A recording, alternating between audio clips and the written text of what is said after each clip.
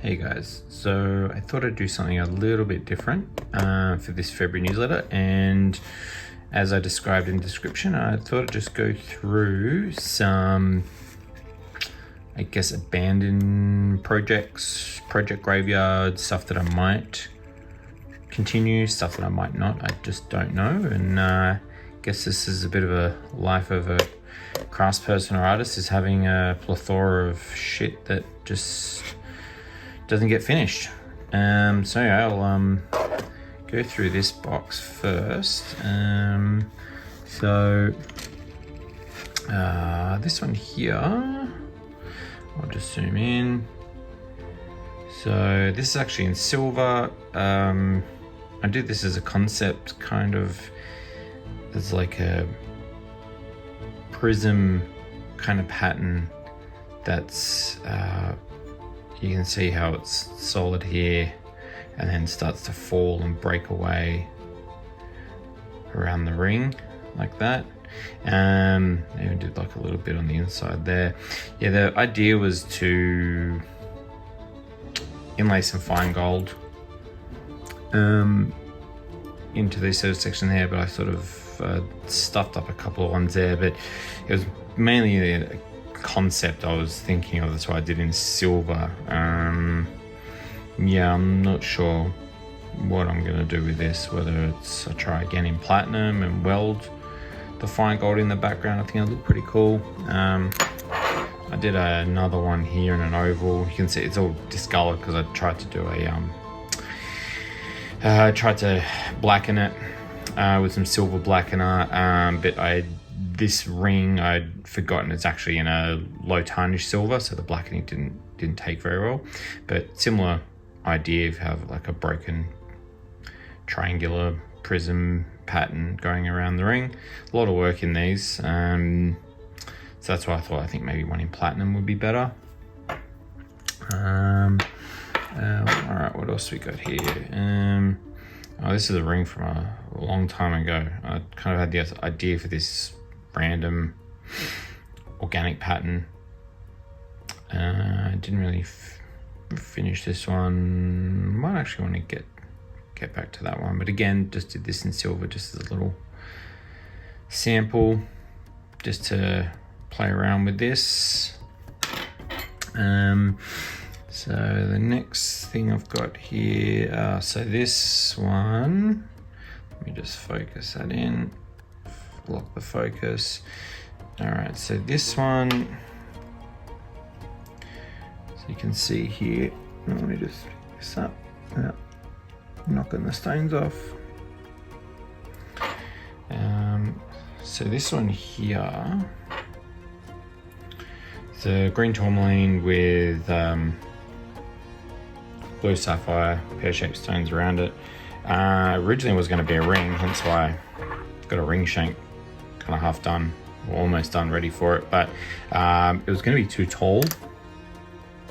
And the idea here is, so that top part is actually, that's actually silver, and it's actually got rose gold bonded to 18 karat rose gold bonded behind it. And the idea was to then have 22 karat 18 karat yellow gold leaves sort of molded and soldered on the top with the silver showing through the gaps and then blackening it. But I never got really around to finishing. I sort of fell out of love with it. And then I'll just show you without the stones in. Yeah, you can see it's got a rose gold underrail there. These like supports here, these are all platinum. They were going to be diamond set on the top and engraved, and that's the rose gold on the inside that's been bonded to the silver. Anyway, I might get to that one day. So some other ones. Oh yeah, so these are some. Actually, let's go here. So this one didn't even get to the making stage, but I just found it going through the safe. So a really nicely cut amethyst and really nicely cut tsavorite, and actually this is a quick design idea. Something kind of fine, and then that space there, I was going to engrave something, maybe even do that space in steel so I can do really fine engraving, some inlays or something. Rose gold border, yeah, very traditional-ish looking kind of piece.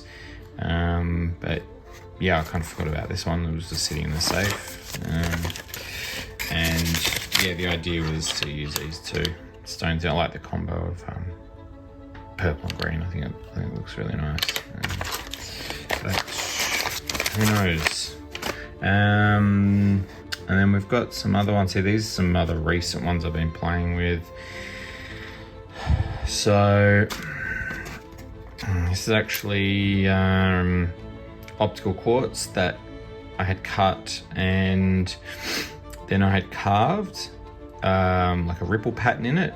This particular one has actually got 24 karat gold inlay leaf into it, and it actually busted doing the inlay, which I kind of expected. This was I knew this was possibly going to happen until I can work out a good way of inlaying. But it was a good test concept, and kind of wanted a look of a leaf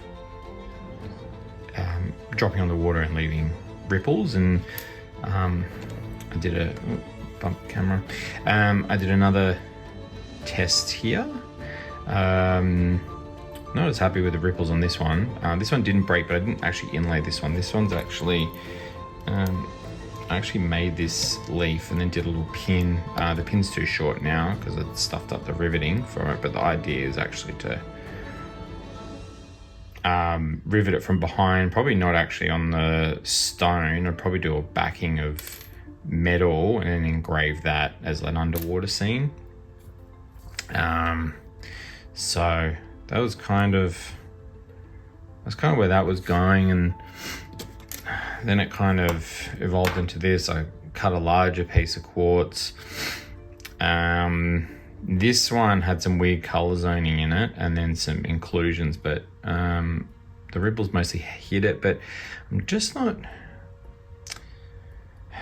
not super happy with the ripples on here and getting the finish I like.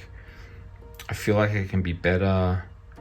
Again, yeah, one of the ideas actually for this was to back it with a metal ore. I had this idea, like with this one here, let me pick it up.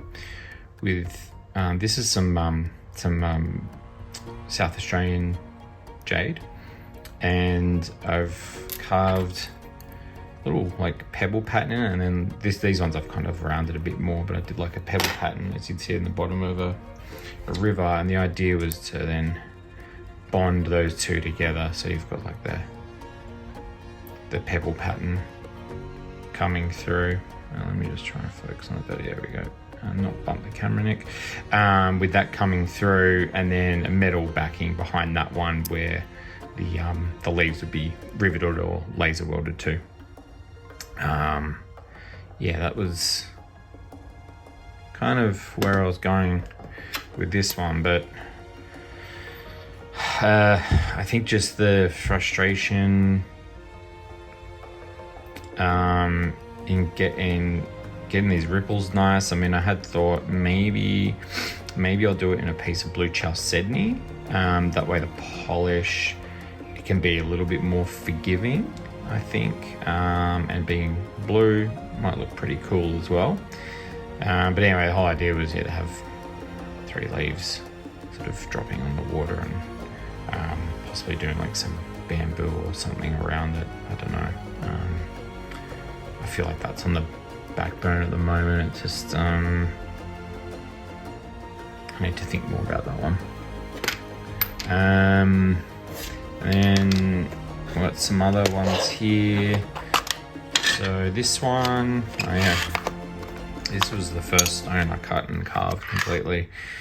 So this was quite a challenge. This is like a little fairy scene with a tree and mushroom and stuff. So I cut the stone, carved it, and I've got a full design worked out for this one. But again, I kind of, I guess this other work gets in the way. And this was sort of just the very beginning of it, just as a support plate for it, and it's going to have all leaves all around it. Need to do a platinum under rail, and I was going to engrave all the surfaces. I think it would look pretty cool. It's just quite an ambitious piece, and I think just had a few things get in the way, and then I think I just fell out of love with this one.